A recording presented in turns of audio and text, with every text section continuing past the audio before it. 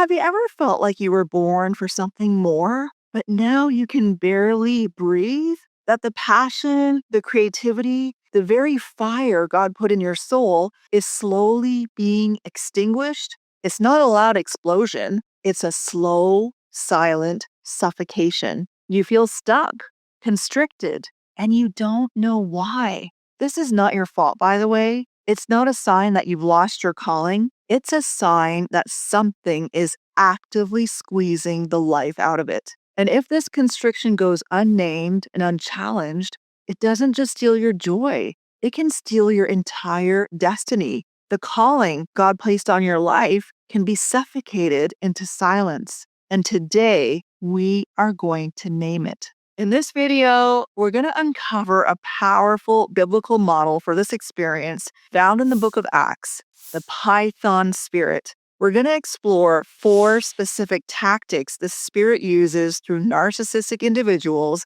to systematically suffocate your God-given purpose. And then we're going to talk about the sobering, holistic path that is required for a person caught in this web to truly get free. It's a path that goes far beyond a simple prayer.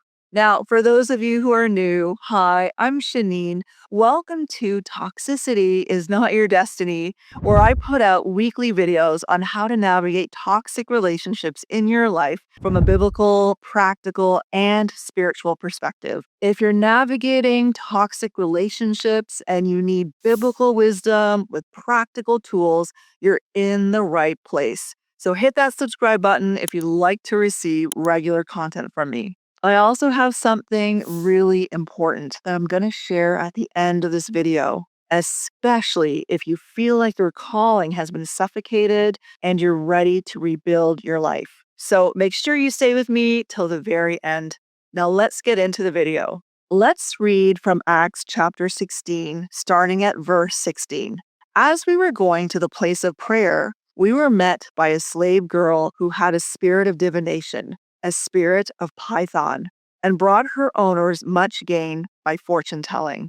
She followed Paul and us, crying out, "These men are servants of the Most High God, who proclaim to you the way of salvation." And this she did for many days. But Paul, greatly annoyed, turned and said to the spirit, "I command you in the name of Jesus Christ to come out of her."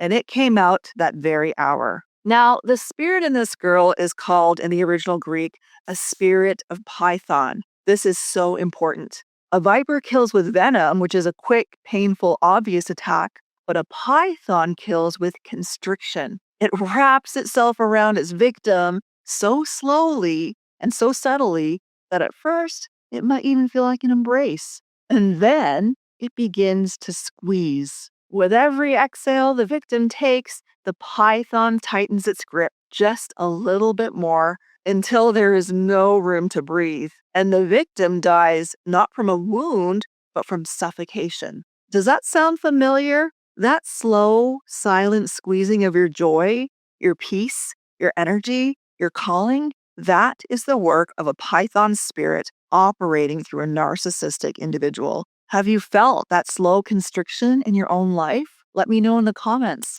So how does this spirit operate? Let me paint you a picture of what this looks like in real life. Let's say you meet someone, maybe a spouse, or a pastor, or a business partner, and at first, they seem like the greatest blessing God has ever sent to you. They celebrate your gifts, they champion your calling, but slowly, almost imperceptibly, something shifts, and you find yourself caught in these 4 tactics of constriction. So tactic number 1, counterfeit affirmation.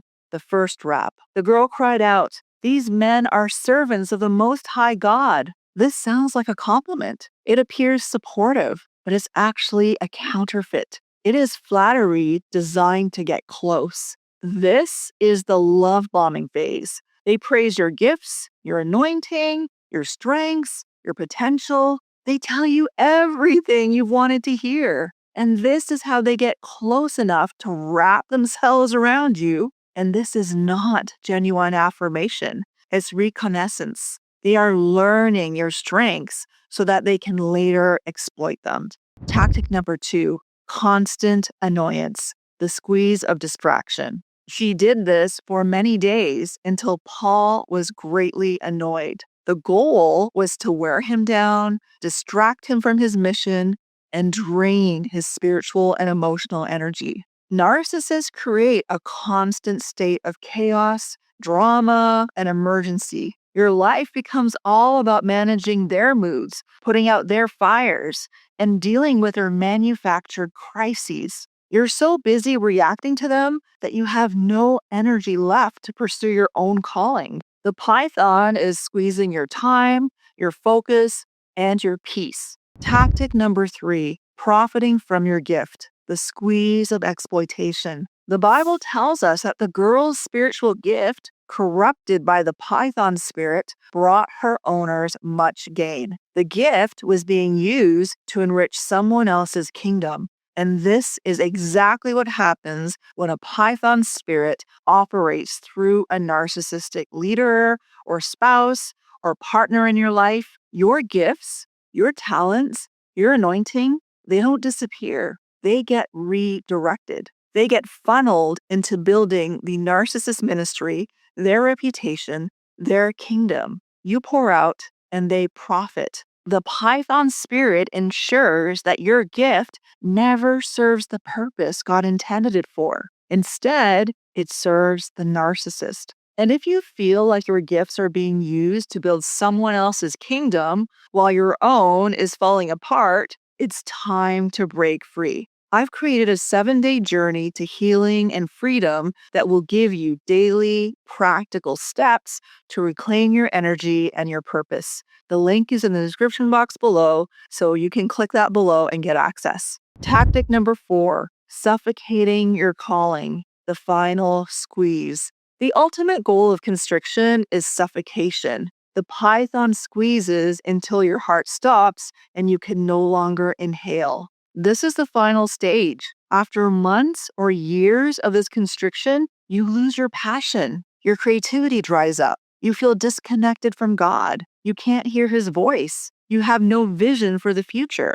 The python has squeezed so tightly that your calling, for all intents and purposes, has been suffocated. And if you're watching this right now and you feel like that fire inside you has gone out, I want you to hear me. It hasn't. It's still there. The python has just squeezed so tight that you can't feel it anymore. But we're about to change that. So when Paul gets annoyed, turns, and commands the spirit to leave, our first instinct is to see that as a simple model for how to fix the narcissist in our lives. We think, if I just had enough faith, I could cast that spirit out of them. But this is a dangerous oversimplification, and we have to be incredibly careful here. Paul's action was not a magic bullet. It was the breaking of a spiritual chain. It set the girl free from the demonic entity, but it did not automatically make her a disciple of Christ or change her character. The deliverance was an invitation to freedom, but she still had to choose to walk out of the prison, repent of her old life, and fill her now empty house with the Holy Spirit. And this reveals a sobering truth about dealing with a narcissistic individual. You can't simply cast out the spirit of Python and expect them to be healed. Here's why. First, deliverance requires consent from the person being delivered. Paul had authority over the spirit, but for long-term freedom, the girl had to consent to a new master. A narcissist, by definition, is their own master. Their entire identity is built on resisting submission to anyone, including God. Without their genuine repentance and desire for freedom, any deliverance would be temporary at best. Second, narcissism is not a single demon. It's a demonic infrastructure. As I explained in detail in my video on the 5-layer demonic fortress, what you're facing is a spiritual stronghold that has been built brick by brick over decades. It starts with childhood wounds, where spirits of rejection and pride have laid a foundation of shame and superiority. Then, new layers are added over time. A python spirit might be at work, but it's operating within this multi-layered fortress supported by a host of other entities. Casting out one spirit without dismantling the entire infrastructure is why nothing changes. So I encourage you to watch that video to understand this more deeply. This is why Jesus gave his stark warning about the empty house. He said that when an evil spirit goes out, if it returns to find the person's life empty and unguarded, it will bring back 7 other spirits more wicked than itself, and the person's final state will be worse than the first. Deliverance without discipleship, without the person actively choosing to tear down the fortress and rebuild a new life on the foundation of Christ, is a recipe for disaster. It leaves the house empty and vulnerable. And finally, this kind of deeply entrenched spirit requires immense spiritual authority. Remember when the sons of Sceva tried to perform a deliverance, and the demon mocked them, saying, "Jesus I know, and Paul I know, but who are you?" A python spirit that has been coiling around a person's identity for decades is a high-level entity. Confronting it is not a casual affair. So, what does it actually take for a narcissist to get free? If you're taking notes, grab your pen because this next part is critical. It's a holistic and integrated path that goes beyond a single prayer. It requires the narcissist to walk through these 6 interconnected stages in this order. Number 1, embrace radical repentance. This is the non-negotiable starting point. They must recognize and renounce the fatal sins of pride, idolatry, and envy. This means they stop saying, "I'm sorry you feel that way," and start saying, "I was wrong, I hurt you, and I will take full responsibility." Number 2, heal their own trauma. Before you can effectively cast out a demon, you must begin to heal the wounds that gave it a place to live. The narcissist must have the courage to face the deep-seated trauma and insecurities that made them build the narcissistic fortress in the first place. This is the essential work of healing the soul that weakens the enemy's grip. Number 3, renounce lies and embrace the truth. This is the critical battle for the mind. It's not enough to just stop sitting. They must dismantle the entire ungodly belief system that fueled the sin. This means they have to get an accurate assessment of God. They must replace their distorted image with a proper understanding of His holiness and developing a healthy fear of the Lord. They must get an accurate assessment of themselves. They must renounce the lie that they are the center of the universe and embrace the truth that while they are valuable in God's eyes, they're not more special than anyone else, and that is okay. And they must get an accurate assessment of other people. They must renounce the lie that other people are objects to be used and embrace the truth that every person is made in God's image and is deserving of equal value. I know this sounds like a lot, and it is, but this is the reality of what true freedom costs. Number 4, undergo true deliverance. Now, with a foundation of repentance, healing, and a mind being renewed in truth, they can undergo effective deliverance. This is the necessary spiritual eviction of the demonic entities that have been empowered by their sin and agreement with lies. Number 5, make restitution. True repentance always bears fruit. They must actively seek to repair the harm that they have inflicted on others without demanding or expecting forgiveness. This is about their obedience to God, not the other person's response. Number 6, submit to lifelong discipleship. This is the most critical steps to avoid the empty house syndrome. They must fill their lives with the Holy Spirit and commit to emulating the actual nature of Jesus Christ, His humility, His servant-heartedness, and His sacrificial love. It's not enough to just know the Bible. They must make Jesus their ultimate model for how to live, how to love, and how to lead. This is a long, painful, and humbling road that sadly very few are willing to travel. And it is a journey that they must choose. You cannot choose it for them. So for you, the person who has been constricted, your path to freedom is not to fix them. Your path is to do what Paul did for himself, to get righteously annoyed at the attack on your calling, to turn and face the spiritual reality and to take decisive action to cut off the source of constriction from your own life so that you can finally breathe again. I have seen people who were completely suffocated by the Spirit begin to breathe again. They rediscovered their gifts, they reconnected with God's voice, they stepped back into their calling with a fire that the enemy could not extinguish. Your calling is not dead. It has been constricted, but it is not gone. When you remove the pressure, you will be able to breathe again. God's gifts over your life are irrevocable.